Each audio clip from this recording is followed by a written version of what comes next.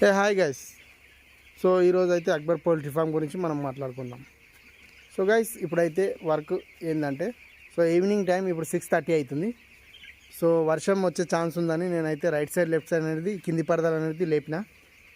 So అలాగే water అనేది clean చేయడం అయితే జరిగింది.